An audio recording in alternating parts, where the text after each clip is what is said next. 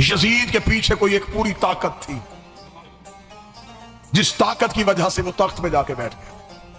چلے میں مجمع کو جگانے کے لیے جملہ تبدیل کرنے لگا ہوں۔ یزید آزاد امیدوار نہیں تھا، پارٹی کے ٹکٹ پہ تھا۔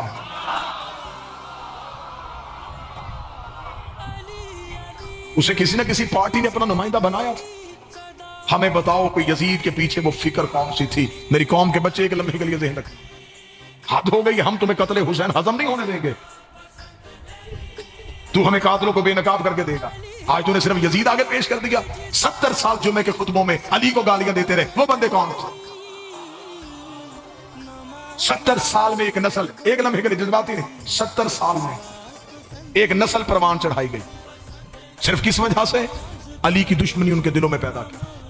وہ علی کے دشمن پیدا ہوئے تو وہ قتل حسین کے لیے آئے۔ آج کھڑے ہو کے مولوی نے کہہ دیا جی میں کہتا ہوں حسین صحیح ہے یزید غلط ہے، تجھے حسین صحیح کہنا ہے، پھر تجھے کھل کے کہنا پڑے گا، پھر تجھے کھل کے کہنا پڑے گا کہ صرف حسین صحیح نہیں، حسین کا سارا نظام صحیح ہے۔ تجھے ماننا پڑے گا حسین صحیح تھا، ووٹوں سے بنا ہوا غلط تھا، حسین صحیح تھا، کمیٹی سے بنا ہوا غلط تھا، حسین صحیح تھا، ایک شورا سے بنا ہوا غلط تھا۔ تجھے آخر میں ماننا پڑے گا صرف غدیر صحیح تھا، صرف اور صرف غدیر صحیح۔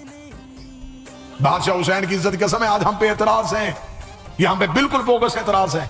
یہ شیعوں کو قتل کرنے کی سازش ہے اس ملک میں، کہ شور برپا کر دیا جی یہ صحابہ کو نہیں مانتے، یہ نبی کی بیویوں کا احترام نہیں کرتے۔ میں منبر پہ کھڑا ہوں، لاہور شہر میں کھڑا ہوں، تو مجمع میں آ، اٹھ، تو صحابی کا نام پڑھ، میں طریق سے کردار پڑھوں۔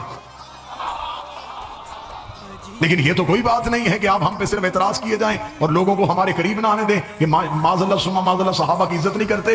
ایک لمحے کے لیے جہاں بچوں کو اتنا کچھ بتاتے ہو وہاں بچوں کو یہ بھی بتا دیا کرو کہ رسول کے صحابی حضرت ہمارے یاسر کا قاتل کون تھا، رسول کے صحابی محمد بن ابی بکر کو زندہ گدھے کی کھال میں رکھ کے جلانے والا بندہ کون تھا۔ اپنے بچوں کو یہ بھی بتا دیا کرو حضرت عائشہ کو زندہ گڑھے میں پھینکنے والا بندہ کون تھا۔ اپنے بچوں کو یہ بھی بتا دیا کرو حسن کے جنازے پہ تیر برسانے والا کون تھا۔ ہم شیعوں کا صرف اتنا قصور ہے کہ ہم سے یہ نہیں کہا جاتا کہ قاتل بھی رضی اللہ، مقتول بھی رضی اللہ۔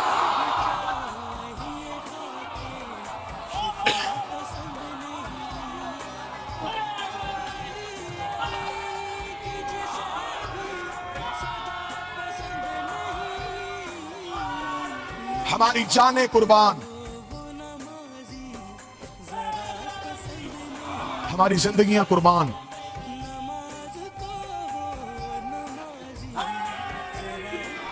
رسول کے سچے صحابہ۔ ہم اتنی محبت کرنے والے لوگ ہیں جو گھوڑا نبی کے بیٹے کے کام آ گیا، ہم آج تک اس کی شبیہ بنا کے چوم رہے ہیں۔ اور یہ کیسے ہو سکتا ہے کہ کوئی بندہ اولاد رسول کے کام آئے اور ہم اس کی عزت نہ کریں؟ اگر تم نے قتل حسین کا انتقام لینا ہے تو پھر یاد رکھنا کہ ایک حسین کا بیٹا بھی پردے میں ہے، جو آئے گا اور آ کے صرف سب سے پہلے اتنا پوچھے گا مجھے بتاؤ میری دادیوں کا قصور کیا تھا۔ بانی کی حیثیت سے حاضری ایک پیغام تھا جو آپ تک پہنچ گیا۔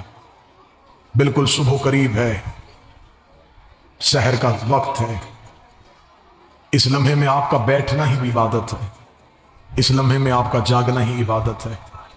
میرا بادشاہ حسین تیری شب بیداری کو قبول کرے، لیکن رات مجلس میں جاگ کے جاؤ گے تو گھر آرام تو کر لو گے۔ اس مجلس میں ایک وہ مستور بھی آئی ہے جو مدینے سے چلی تو بطول تھی، مکہ میں آئی تو جانشین رسول بنی، کربلا میں 8 دن حسن بن کے حسین کو تسلیاں دیتی رہی، شام میں غریباں کی ایک رات آئی وہ عباس بن گئی، 11 محرم کو پھر وہ علی بن گئی، پھر وہ کربلا سے چلی تو کوفہ پہنچی، کوفہ سے نکلی تو وہ شام آ گئی، اسے 72 بازاروں سے گزارا گیا، اسے 144 گلیوں میں روکا گیا، اسے 288 موڑوں پہ مارا گیا، 21 بار اسے شرابی کے دربار میں بلایا گیا، بغیر چھت والے زندان میں وہ 1 سال بیٹھی رہی، شام سے رہا ہو کے وہ پھر مدینے گئی، مدینے سے قید ہو کے وہ پھر شام آئی، 6666 میل ننگے پاؤں ننگے سر سفر کر کے 15 رجب کو شام کی پہاڑی پہ آ کے رو کے کہتی ہے میرے اللہ اب زینب تھک گئی۔ میرے اللہ تیرا دین بچ گیا، مجھے ماں کہنے والا کوئی نہ بچا۔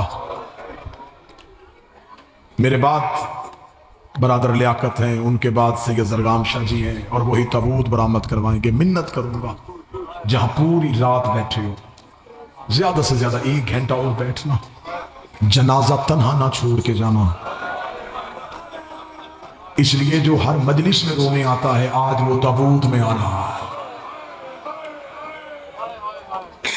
ہر مجلس میں جا کر کہتے ہیں نا، رو تیرے پہلو میں سجاد بیٹھا ہے۔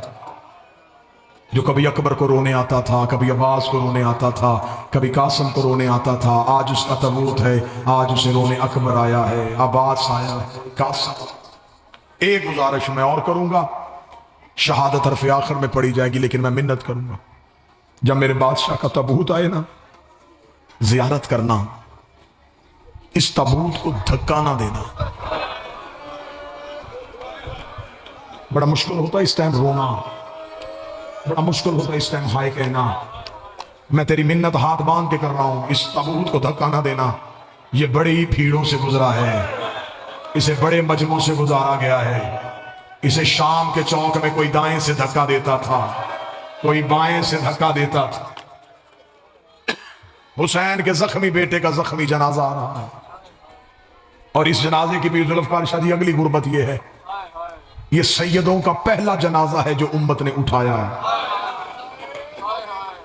میرا خیال اگر کوئی بندہ سمجھ لیتا تو اس کے بعد مجھے مصائب کی ضرورت نہیں تھی۔ یہ نبی کے گھر کا پہلا جنازہ ہے جو امت نے اٹھایا ہے۔ لوگوں نے رسول کا جنازہ تنہا چھوڑ دیا، بطول کے جنازے پہ کوئی نہ آیا، علی کے جنازے پہ کوئی نہ آیا، حسن کے جنازے پہ تیر مارے گئے، حسین کو تو کسی نے کفن بھی نہ دیا۔ یہ سیدوں کے گھر کا پہلا جنازہ جو باقاعدہ امت نے اٹھایا۔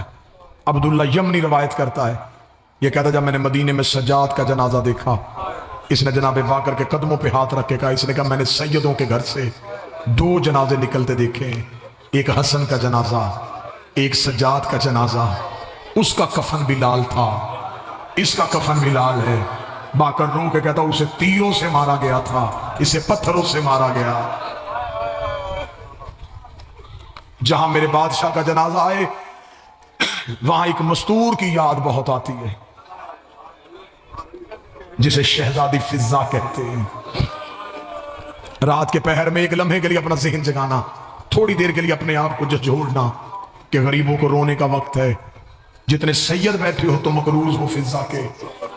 فضا نے پورے رستے میں علی کی بیٹیوں کا پردہ نہیں چھوڑا، یہ سارے رستے میں زینب کے آگے چلتی رہی ہے۔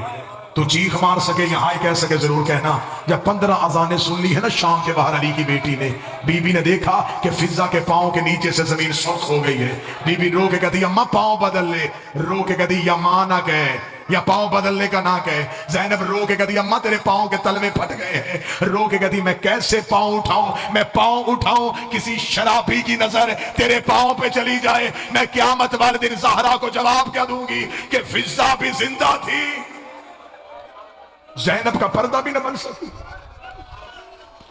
نہیں چھوڑا فضا نے علی کی بیٹی کا پردہ۔ بس ایک روایت سنو اور میں سلام کروں۔ اس وقت میں تمہارا بیٹھنا، تمہارا ہائے کہنا ہی قبولیت ہے۔ جب پہنچی ہے نا شام کے، ابھی مجھ سے پہلے جناب سردار وسیم بیان کر رہے تھے، 1 صفر علی کی بیٹیوں کا شرابی کے دربار میں پہلی پیشی۔